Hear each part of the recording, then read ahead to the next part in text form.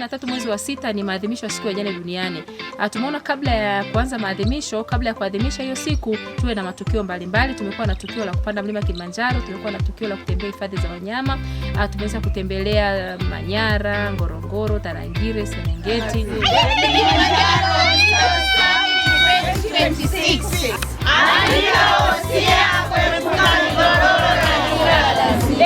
Lengo letu ilikuwa ni kupita na kampeni yetu ambayo tulikuwa tumeipa jina la The Kilimanjaro Widow Summit.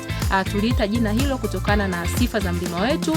Kwa hiyo na sisi pia tuliweza kupanda mlima tarehe 6 hadi tarehe 11, ni kupeleka ujumbe ambao ulikuwa unasema andika wosia kuepuka migogoro ya mirathi. Changamoto ambazo zinatokea kwa wajane ni pale ambapo marehemu alifariki na hakuandika wosia. Kwa hiyo kama hujaandika wosia, lazima changamoto za mirathi zitokee, kwa sababu kama hujaandika utaandikiwa, na kama hujapanga mambo yako utapangiwa.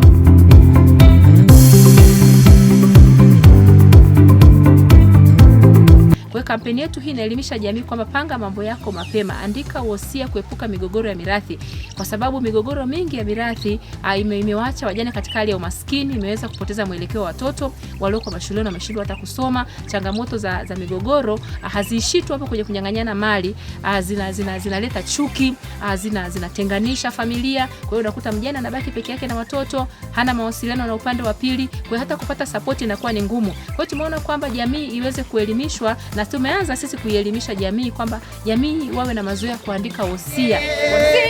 Sisi ni nani jamaa? Sisi wajane. Sisi ni nani jamaa? Sisi wajane. Watoto wanawategemea, taifa linatutegemea.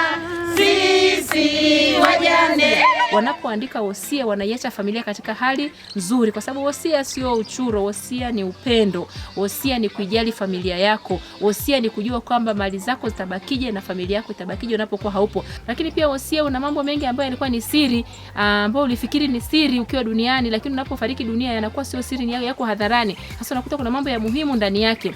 Mfano mdogo ni kwamba labda mtu ana mahusiano mengine, ana watoto wengine tofauti na wale watoto ambao wanatambulika kwenye ndoa. Wanakuja kutambuliwa wakati mwanaume amefariki au mwanamke amefariki, haileti picha nzuri. Ni vizuri ukaweka mambo yako sawa ukiwa hai. Andika, kwa sababu wosia hautumiki ukiwa hai na wosia hausomi ukiwa hai. Wosia unaanza kazi pale tu mtu anapofariki dunia. Kwa hiyo kama ni jambo lako la siri ukiliweka kwenye wosia, halitajulikana popote pale. Kwa hiyo sio tatizo kuandika kwamba una mahusiano mengine au una watoto wengine, na mustakabali wako utakuwaje ukiwa haupo duniani, mali zako utazikwa wapi, hata madeni tu, kwamba mimi nitakapofariki dunia ghafla nina madeni sehemu fulani. Lakini pia hata akaunti andika kule, kama mimi kwenye Tigo Pesa, kwenye M-Pesa, kwenye Airtel Money nina kiasi fulani, andika kwenye wosia. Unapoweka kule hakuna atakaye usoma, utasoma utakapokuwa haupo duniani. Tutajua kwamba ulikuwa na M-Pesa na password ilikuwa ni nini, tutajua ulikuwa na account, tutajua utazikwa wapi. Ni vizuri jamii kuwa na mazoea kuandika wosia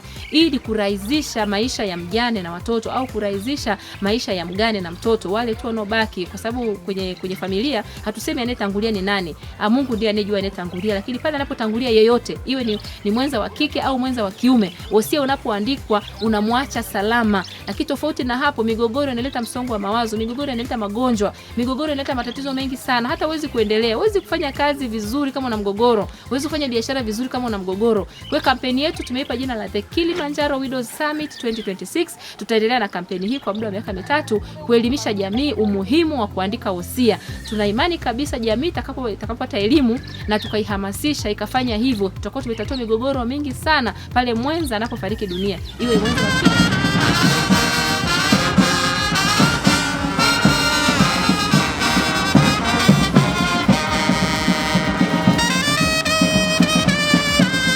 Kabla hatujaanza hii siku ya wajane duniani, tulikuwa tunaadhimisha katika siku ya wanawake. Tulikuwa tunajua sisi ni wajane, ni wanawake, tunaweza tukakaa tu na wanawake tukaadhimisha siku ya wanawake duniani. Lakini kagundua kwamba kuna tofauti ya kukaa na wanawake na kuwa mjane. Tofauti ni kubwa sana. Tunapitia changamoto ambazo zinatofautiana. Mwanamke ambaye yuko kwenye ndoa ana changamoto zake. Mwanamke ambaye amepewa talaka ana changamoto zake. Mwanamke ambaye hajawahi kuolewa kabisa ana changamoto zake. Mwanamke mjane ana changamoto zake. Kwa hiyo hawa wanawake hawezi kuwakusanya sehemu moja kuweza kutatua changamoto zao. Kwa hiyo tukaona kwamba Umoja wa Mataifa umefanya vizuri sana kuhakikisha kwamba wanatenga siku ya wajane duniani. duniani ambayo ni tarehe 23 mwezi wa 6.